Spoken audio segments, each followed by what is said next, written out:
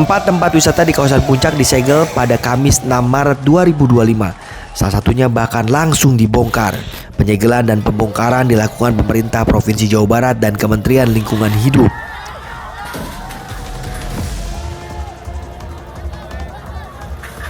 Empat tempat wisata ini diduga melanggar aturan tata ruang dan turut andil terhadap kerusakan lingkungan yang turut memicu banjir bandang di Puncak Bogor pada 2 Maret 2025.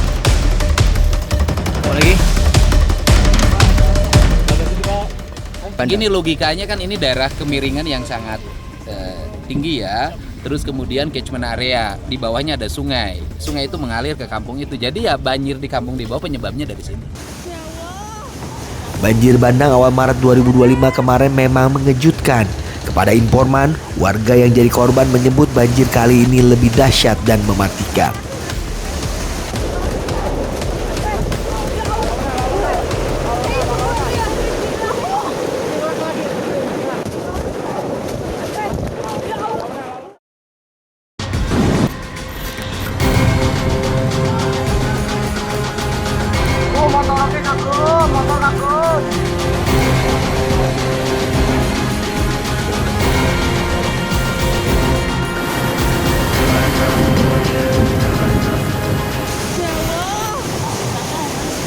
Inilah visual eksklusif yang kami dapatkan dari keluarga Asep Mulyana, korban banjir bandang di Desa Citeko, Kecamatan Cisarua, Kabupaten Bogor. Hari itu keluarga Asep Mulyana dan anaknya Lilis Hasanah yang tinggal di bibir sungai sangat kaget saat air tiba-tiba menerjang. Visual berdurasi 1 menitan ini memperlihatkan parahnya banjir kali ini. Tampak detik-detik air bah menyapu rumah mereka. Asep Mulyana meninggal dunia terseret banjir saat menolong istrinya Yuyun Yunaida. Suara dari suasana saat Asep Mulyana terseret banjir bandang sangat mencekam.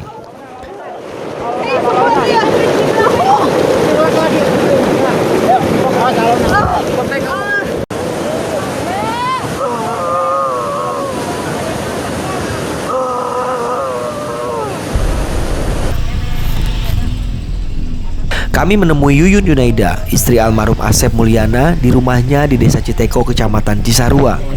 Bersama anaknya Lilis Hasanah, Yuyun yang mengaku masih trauma mau berbagi cerita kronologi saat banjir bandang menghanyutkan suami tercinta. Yuyun selamat, namun kakinya cedera.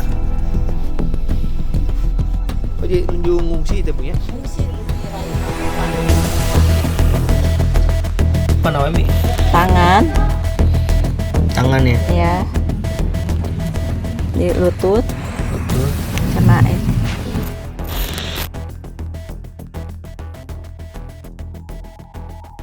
kita seorang salawatan di papasan ti Gusti Allah ngomong gitu. musibah pun tenang salawatan malahan nyepengan heula. Jadi perpisahan Umi jeung bapak nyepang Umi gitu. Tos orang salawatan ieu cenah musibah dipasihan ti Gusti Allah.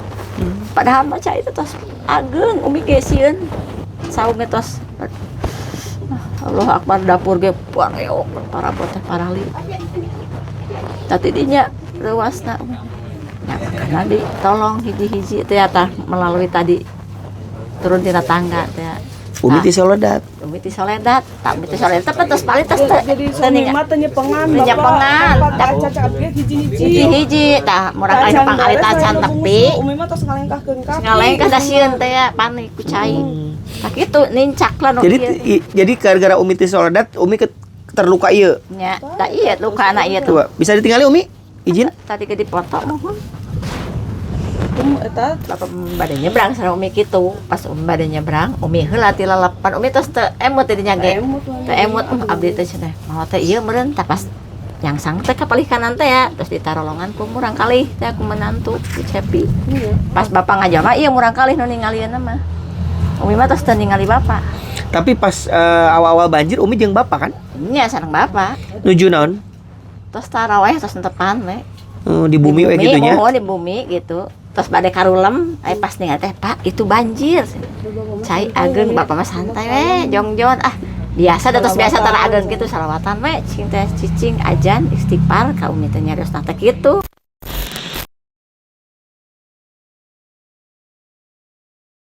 Iya mah cenah banjirna ageng hayu cenah ieu. Cek abdi teh ulah maka ieu ka umi heula tingali di saung umi banjir teh saur abdi teh nya. Ternyata suami ningali ka saung umi teh sami. Tos tadi tah foto anu dapur tah tos kos kitu. Tos asup cai teh. Tah tos ageng.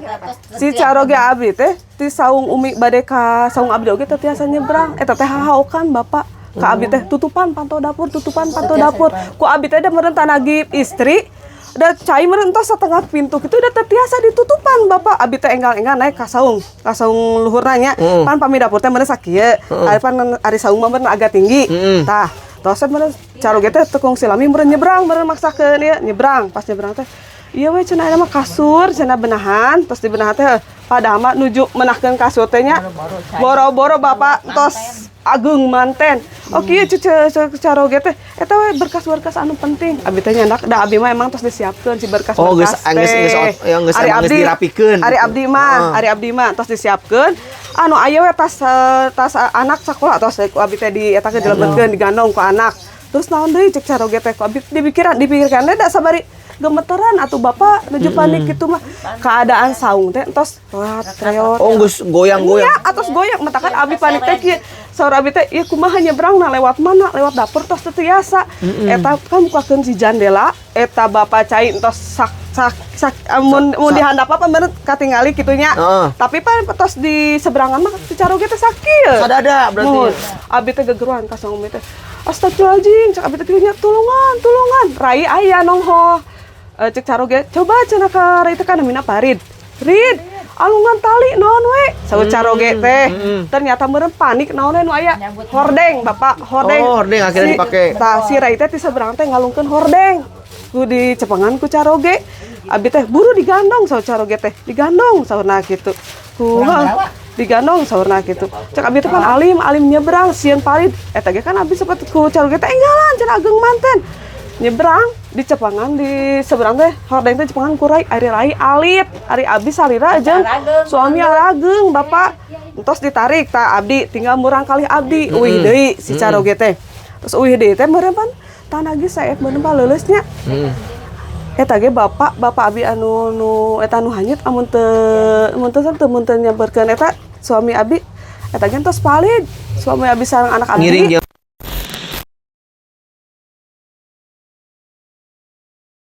kumanya umi teh meureun bade ngalengkah umi teh anu teh ngatep palit di Soledad bapak mah ngajol pan ngajol tos ngajol kitu teh meureun pan teu apa meureun ka cadak ieu na umi teh jadi bapak palit beureun umi mah palit kanan teh tadi ditinggalkeun katinggal ku itu tuh kurai sareng caroge buru ditarik ari pas naros ka umi teh mana bapak pan umi oge terang nah, umi mah ngajawabna teh kieu pan bapak aya di saung bapak teh ngajo cenah nanti bade nolongan umi jadi gitu. Bapak teh ngajo bade nolongan umi bade nolongan umi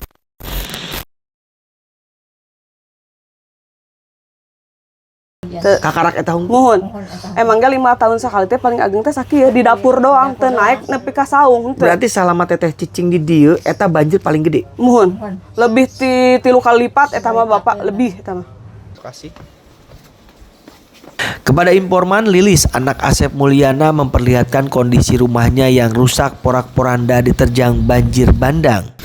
Ya, saat ini saya bersama Teh Lilis. Teh Lilis adalah salah satu warga di kampung ini Desa Citeko ya. Yang pada saat hari kejadian memang Teh Lilis ini selamat, namun orang tuanya almarhum Bapak Asep meninggal dunia karena hanyut di bawah banjir bandang yang memang menerjang kawasan kampung ini.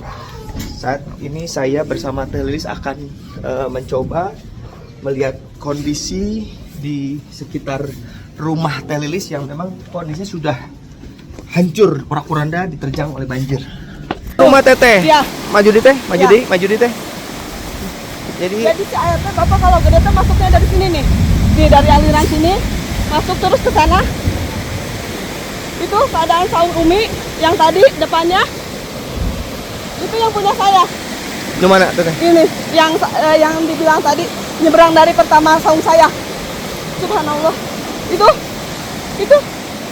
saung punya saya. Bentar ya, saya akan zoom ya, Teteh. Itu dapur. Oh iya teh. Ya, itu dapur rusak. Yang itu. Ini rumah teteh berarti ya, Iya, yang almarhum itu. ya?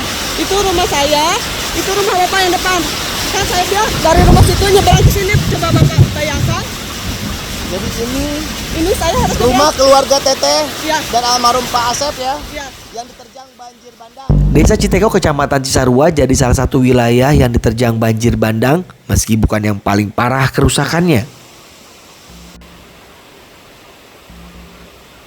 Lokasi terparah akibat banjir kali ini ada di Desa Tugu Selatan, Kecamatan Cisarua, Puncak Bogor.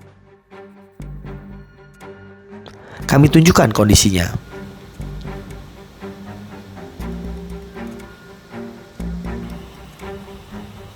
Banjir bandang membuat jembatan dan jalan putus di kampung pensiunan Desa Tugu Selatan, Kecamatan Cisarua. Dari visual drone yang kami terbangkan juga terlihat bangunan rumah warga mengalami kerusakan. BPBD Kabupaten Bogor, Jawa Barat mencatat ada 423 jiwa di kampung pensiunan terdampak banjir bandang.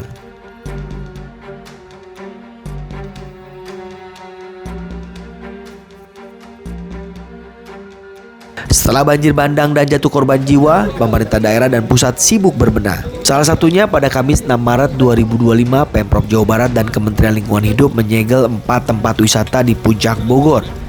Salah satunya yakni Hibis Fantasi bahkan dibongkar karena dituding jadi biang kerok pemicu banjir di desa pensiunan.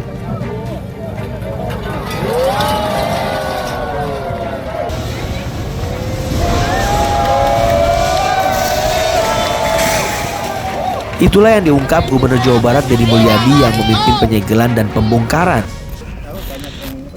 Kang Deddy, apakah bisa jadi karena adanya bangunan ini, kawasan kampung pensiunan itu terjadi banjir bandang? Gini logikanya kan ini daerah kemiringan yang sangat tinggi ya.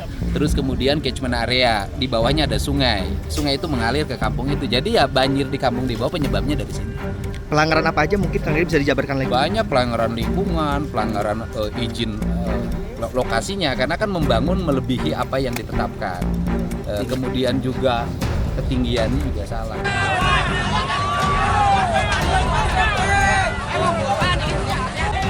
Kericuhan sempat terjadi antara warga yang mendukung kebijakan Gubernur Jawa Barat dengan sejumlah karyawan tempat wisata yang disegel dan dibongkar.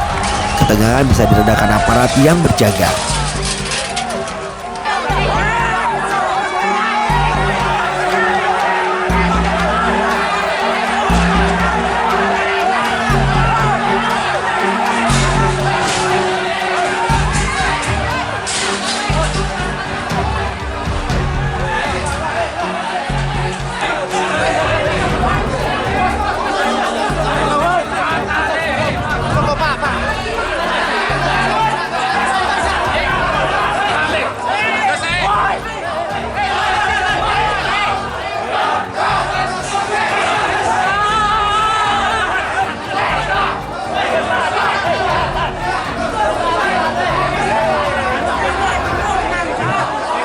Hanya di Hibis Fantasi, pemerintah juga menyegel tempat wisata lainnya, Iger Adventure Land, yang secara kasat mata terbukti merusak hutan.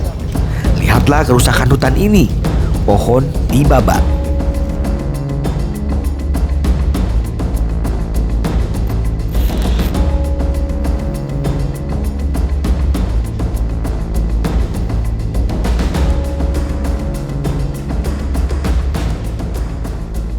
Menteri Lingkungan Hidup geram dan berjanji akan membongkar kawasan ini.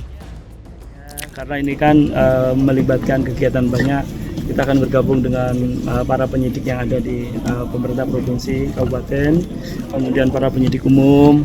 Kita akan lakukan secara seksama ya, karena bicara hukum tidak boleh gesa-gesa. Jadi kita akan melalui asas-asas pembuktian dan dengan detail untuk menghadirkan hukum. Tapi pasti dibongkar ini? Kalau rekomendasi saya harus dibongkar karena ini lokasinya bencananya terlalu banyak sudah ya, cukup. Terima kasih Pak Menteri. Pembongkaran objek wisata yang melanggar juga karena adanya perubahan tata ruang di hulu Sungai Ciliwung. Indikasi pidananya sudah ada, jadi kami akan menuntut dua hal terkait dengan semua tenan yang tadi disita oleh Pak Menko dan Pak Gubernur. kita akan melakukan pendalaman di dalam tahapan penyidikan. Kami akan menuntut dua hal. Pertama dari pidananya, karena berdasarkan kajian kita telah berkontribusi menyebabkan banjir dengan kerugian yang cukup besar, material dan 1 korban jiwa. Ini pemerintah pusat tidak boleh diam. Kita harus mengambil langkah-langkah serius, dan ini kejadian ini sudah berulang-ulang. Artinya alam telah mengkalibrasi bahwa kalau kita berbuat seperti ini terus, bencana di hulu, di hilir sana cukup besar. Sehingga Pak Menko memerintahkan kepada saya untuk melakukan analisis detail terkait penggunaan lahannya. Sejatinya kita hari ini berada di segmen 1 dari Das Ciliwung. Das Ciliwung ini seluas 38.500 hektar. Kemudian segmen satunya, jadi kami biasanya menjadi segmen hulu, segmen tengah, segmen hilir. Nah, segmen hulu ini ada di Kabupaten Bogor, kemudian segmen 2-nya di Kota Bogor, segmen 3-nya Kabupaten lagi, segmen 4-nya Depok, segmen 5-6-nya di DKJ, Daerah Khusus Jakarta. Jadi kita hari ini ada di segmen hulu. Segmen hulu ini luasnya, tadi luas das itu 38.500, segmen hulu luasnya 15.000. Artinya bahwa Das Ciliwung ini seperti corong gitu, corong gini terus melipir seperti selang. Jadi kita bayangkan casementnya itu 15.000, kemudian masuk di dalam selang yang kecil yang sepanjang sampai panjang Ciliwung 126 km. Jadi tingginya itu yang kita berdiri tadi sekitar 1.300 di puncaknya. Kemudian di hilirnya, di Jakartanya main 4 meter. Jadi bisa bayangkan jangan jarak hanya 126 kilo, tetapi topografinya langsung jatuh gini. Sehingga apa yang disampaikan Pak Gubernur, kemarin terjadi banjir di hulu. Nah, banjir itu memang landscape kita tidak bagus. Landscape kita itu berupa batuan beku luar yang di bagian hulu. Nah, dengan komposisi kemudian dengan seperti itu ditampa dilindungi oleh hutan pegunungan, maka terjadi erodivitas, terjadi tingkat surface runoff di angka sampai 0,6%, 0,6%, 0,6. Artinya setiap 1 liter hujan maka 0,6-nya akan turun langsung. Nah, pada saat kejadian total curah hujan dari tanggal 28 sampai tanggal 2 Maret yang menyebabkan banjir besar itu, maka total hujannya adalah 247 mm.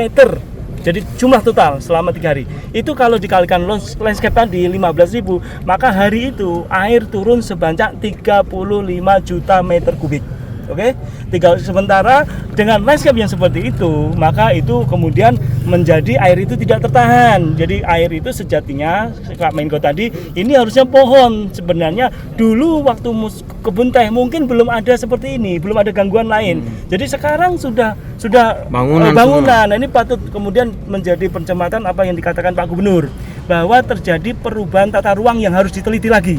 Jadi tahun 2010 tata ruang yang kita berdiri situ dari 15.000 yang di catchment, kita bicara catchment ujungnya, itu semuanya adalah kawasan lindung. Kemudian kawasan konservasi badan air. Nah, hari ini itu berdasarkan Perda tahun 2022 Jawa Barat dirubah menjadi kawasan pertanian dan pemukiman. Sehingga inilah kejadiannya. Nah, kita harus, saya atas nama Pak Menko, dengan kasus banjir dan menelan korban jiwa ini, kami akan mengkoreksi detail apa yang terjadi di Das Ciliwung ini. Tentu ada pihak-pihak yang harus bertanggung jawab, iya. Sejalan dengan data pemerintah, kami juga punya visual-visual pembanding terkait perubahan tata ruang di kawasan hulu Sungai Ciliwung. Ini visual drone yang kami ambil pada 2023. Lokasi kawasan wisata Hibis Fantasi yang dibongkar Gubernur Jawa Barat dulunya kondisinya seperti ini. Hamparan kebun teh dan pohon pinus yang asri. Dan inilah visual tahun 2025 di lokasi yang sama. Ada perubahan tata ruang yang memicu kerusakan ekosistem lingkungan, itu terlihat nyata. Sebelum bencana yang mematikan awal Maret kemarin, peneliti IPB sudah berulang kali memperingatkan pemerintah soal bahaya bencana alam di Puncak Bogor jika penyimpangan tata ruang terus terjadi.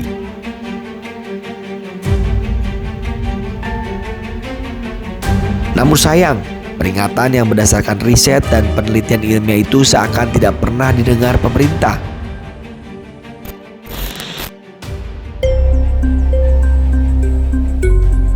atau menginvestigasi puncak itu tahun berapa sih Pak? Mungkin sekitar 2005 ya, jadi kira-kira 20 tahun lah. Makanya saya sudah tuangkan riset saya selama 20 tahun ini dalam buku ya tentang kawasan puncak, dan saya ceritakan di situ perjalanan bagaimana kawasan puncak itu sejak zaman Hindia Belanda sudah diatur manfaatannya, zaman Orde Lama, Orde Baru. Jadi sangat syarat dengan berbagai peraturan-peraturan ya, tetapi kawasan ini tetap menjadi etalase bagaimana tata ruang itu mengalami penyimpangan ya di lapangan. Di area-area tertentu di kawasan puncak itu ada area-area yang berlahan yang tidak stabil ya karena bahan induk piroklastik ya, sehingga secara terus-menerus sering mengalami kejadian-kejadian longsor ya. Nah, ketika longsoran-longsoran itu menyumbat sungai di hulu suatu sungai, lalu menahan aliran sungai. Nah, ketika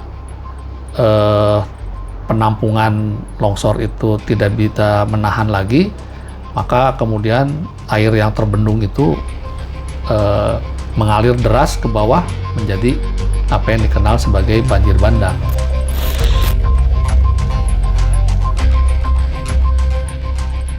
Ya, jadi kami waktu itu menggunakan drone ya, mengecek ke arah hulu dari tempat kejadian banjir bandang itu, ke arah hulu sungainya kami menggunakan drone, dan kira-kira dari titik lokasi itu ada 1,7 km di arah hulu ya, di ketinggian itu ada longsoran, ada 2 atau 3 titik longsor ya waktu itu yang cukup besar, dan kami sangat yakin longsor itulah yang menyebabkan penutupan sungai ya di hulu sungai Ciliwung tersebut.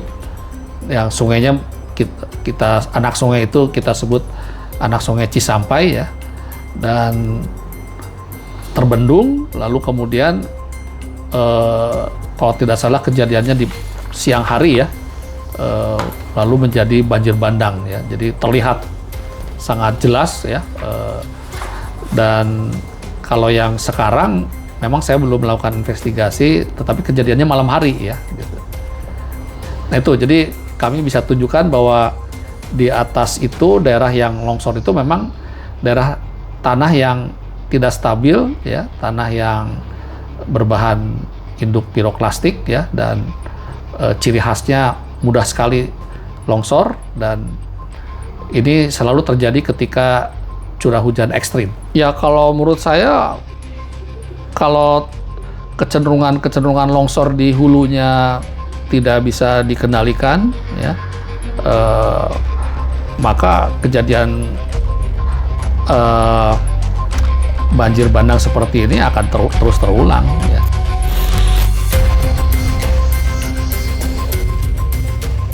Jadi bisa dikatakan penggerak utama ya pertumbuhan penduduk, peningkatan aktivitas di kawasan puncak itu praktis. Itu semuanya sangat didorong oleh perkembangan wisata gitu ya. Jadi baik langsung maupun tidak langsung. Dan berbagai bentuk ketidaksesuaian tata ruang di kawasan puncak ini ya memang ada kaitannya dengan perkembangan pariwisata ini gitu ya. Ada yang mulai dari membangun villa-villa ya yang tidak sesuai, ada pembangunan bangunan yang lain yang untuk kegiatan wisata, ataupun juga berupa aktivitas ruang terbuka tetapi bukan di tempat yang sesuai dengan peruntukannya begitu ya. Dan saya rasa investigasi tentang pelanggaran-pelanggaran itu sudah sangat banyak ya, bukan hanya saya saja yang melakukannya, dan jelas sekali hubungan antara wisata dengan kejadian seperti ini sangat erat ya.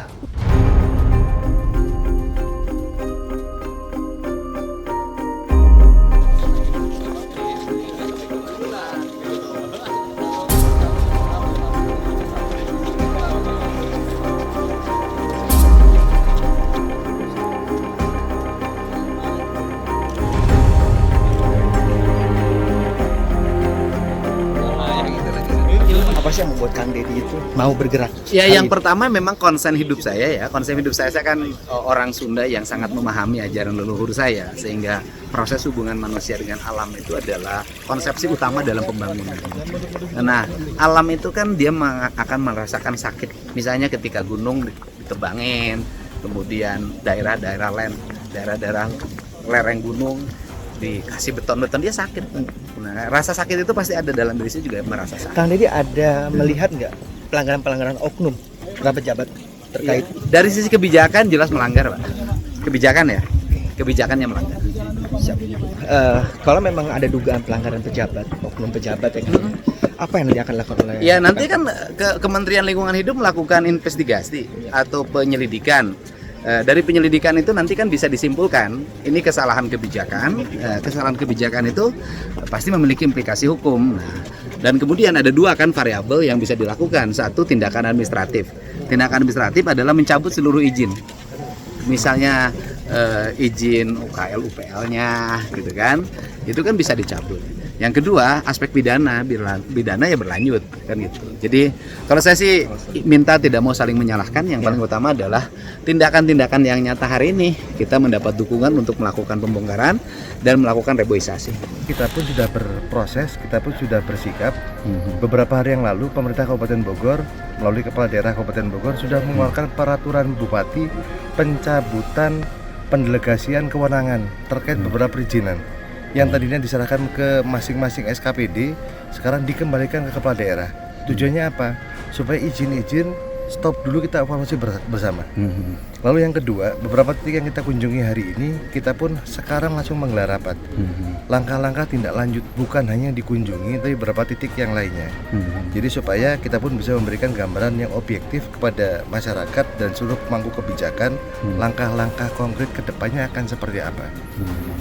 Contoh, kita datang ke tempat ini hari ini, kan kita harus pastikan dulu secara aturan salah atau tidak, secara aturan diperbolehkan atau tidak. Nah, setelah itu langkah tindak lanjutnya harus kita ambil.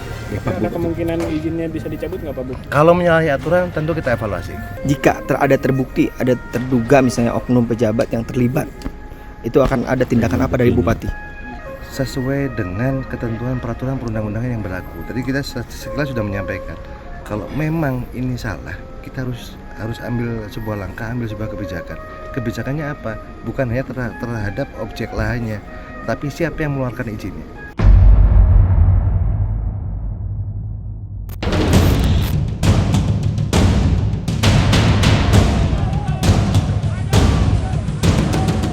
Banjir bandang yang menerjang kawasan Puncak Bogor awal Maret 2025 harus jadi peringatan keras. Jangan ada lagi warga yang jadi tumbal oleh ulah pejabat dan pengusaha karena membarter kerusakan lingkungan demi mengeruk keuntungan finansial semata.